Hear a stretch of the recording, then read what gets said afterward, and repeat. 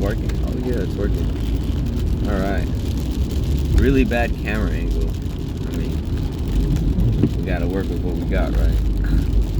Anyways, it's a follow-up video on how the recital went. My senior recital for guitar at UTSA. It was on the 23rd to last Saturday, so when I upload this, it'll be Monday, so it's been 2 days already. It went really great. Obviously, as a musician, there's always room for improvement, right? You're never fully perfect when you play, so I feel like I could have, there was some places where I messed up, but oh well. It was actually my first time playing in front of that big audience and it being live. I wasn't able to do it because when everything locked down, we could not play it basically at all, so I was not used to playing in front of people. So my first time playing in front of people, I'm not gonna lie, I did get nervous. I was not nervous that I was gonna mess up. I knew the music. It was just, can I work under pressure? Can I work with that much anxiety, butterflies, the jitters, the silence of everyone looking at you? Can I deal with that? And dang, I think I did a pretty dang good job of my first time really doing it and being exposed, right? So I think I did a pretty good job. I did have some fumbles, right? Little memory slips because it was a lot of music.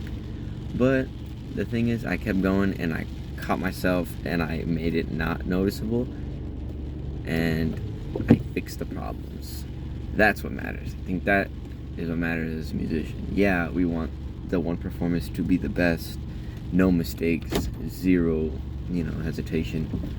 But I mean, we're human, right? That's what my professor said. We're human, we're bound to make mistakes and errors. We're not computers, not robots that never make mistakes.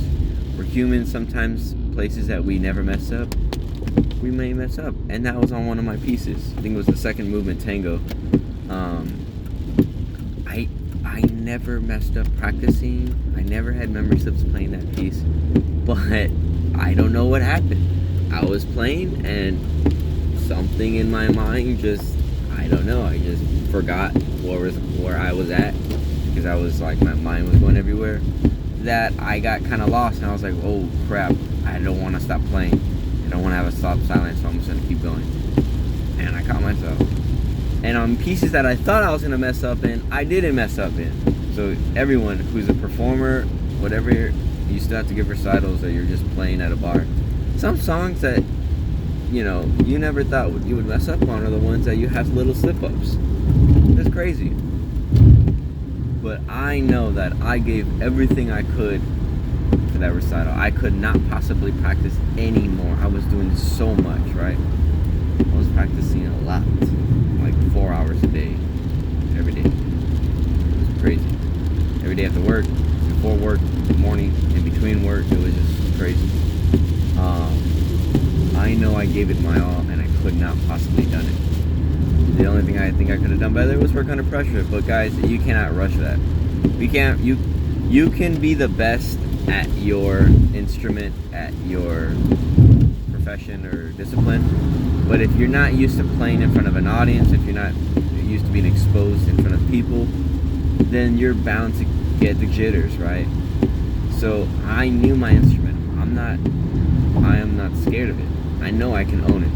I just gotta work at playing in front of an audience, right? I played in front of people before, but I mean, that grand scale is a little bit different. The environment's different. But if I would have just had more practice maybe last year, if nothing happened like this, then yeah, I could have done better. But my professor said what's done is done. You can only worry about the present day. So that's what this video is about. What happens, happens. You have to not keep grudges and say, oh, I wish I would have done this better. I wish I would have done that better. Because you can't change the past, guys. That's why when I was practicing and prepping for this, I did not want to be distracted by anything at all. I always go to the gym every day. I always go to like Muay Thai, kickboxing, MMA. I didn't do any of that. I had to drop all that. And I thought I could have all of it, all three. but I can't. I thought, me being stubborn and young, I thought I could bring it all together, so do it. But I can't. I had to sacrifice more than one. And that's what you have to do in life. You have to give up maybe sometimes one or two things that you do to master that one thing you're trying to do, and that's okay. I mean, I was like, man, I'm gonna get weaker in the gym. I'm gonna get slower in my reflexes, in my boxing. But I was like, hey, you've been doing this your whole life. You need to take this seriously. You might have to drop something. Boxing in the gym, always gonna be there. Your education, that one opportunity, is not gonna be there. You only get one shot. Don't you miss your chance to blow from eminent. So yeah, school doesn't come every day. So I had to say, you know what, it's fine. Drop my ego, drop my pride.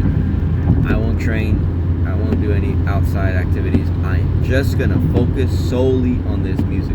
Because if I give everything I can, 110%, to where my fingers are cramping, my nails, like everything's bleeding, I'm tired, I know damn well that after the concert, I have no regrets. I wish I would have done that. I wish I would have stayed in when I went out that night. I wish I would have chose to stay home instead of going out with the friends or whatever. Because maybe I would have got this part down. Maybe I would have done it. That's the worst thing to have, is that remorse, right? But I have no remorse, guys. I did everything in my energy.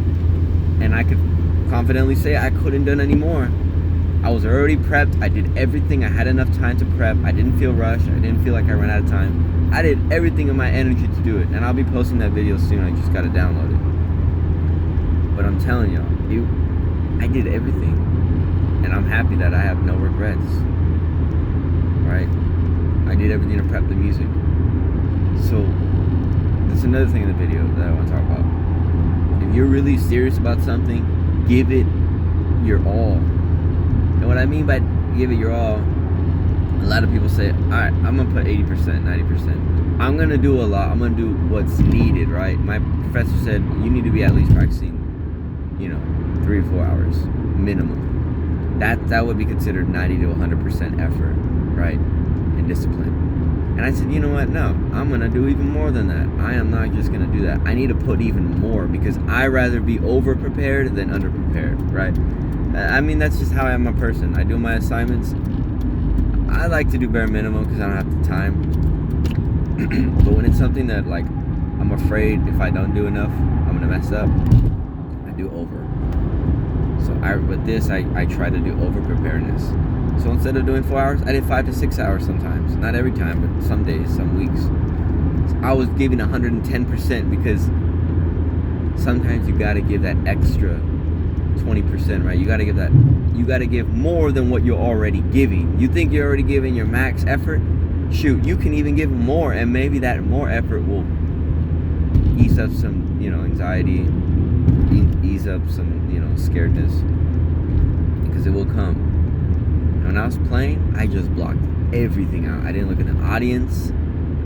I didn't look anyone in the face. I didn't focus. I just acted like I was in my own house, just chilling and playing, right? The only difference is there's pressure, cameras, lights, recording equipment, people, big auditorium. It was crazy, guys. Yeah, there was some slip-ups, but that's musicians for you. To me, what my philosophy is, as going forward as a teacher, as this experience, is what you do as a musician, right? In the moment matters more than the end product. Yes, we want to win trophies. Yes, we want to get number one plays. Yes, we want to win that competition. Yeah, we want to win. That's the point of sports, right? But it's also the point of having fun too. I'm not all going to win. I'm not going to get every single note. I'm bound to at least get one note wrong from the anxiety. And those people who get no notes wrong, they've been doing that, for a long time. I unfortunately haven't. So it's okay. But what matters to me as a musician is what you do in the moment when something goes wrong or when something goes sideways. Because it's bound to happen, right? Your leg cramps up. Your arm cramps up. My shoulder starts getting tired. Something unexpectedly happens. I lost my memory of focus. What can you do as a musician? That to me is what makes a musician. Not just playing cool notes and getting everything right. Because anyone can do that with repetition and who's been in that right environment and setting. But not everyone can say, oh my gosh, I'm off track. I am not at the right spot. I'm not at the right measure that I'm supposed to be at. What do I do to make it flow? And it's that calming meditation that you need to have to, okay, switch, I'm back on track. I didn't make it noticeable. That to me is what makes a musician really talented, is dang, how do they work with that stress and anxiety and catch themselves and be like, yo, I'm good. So, to me, that's what makes a musician different from everyone, right? So yeah, guys, I mean, it went great. I have no regrets. I'm proud of what I did. I'm proud of what I accomplished. And I'm excited. The next step, guys, this is goal one. Goal 1 out of 3 is get my senior recital. Goal 2 out of 3 is going to be get my undergraduate diploma. And goal 3 out of 3 is going to be in a job as a teacher. So, if you like this video, go ahead and subscribe. If you have any experiences like this, let me know in the comments below. See you next time.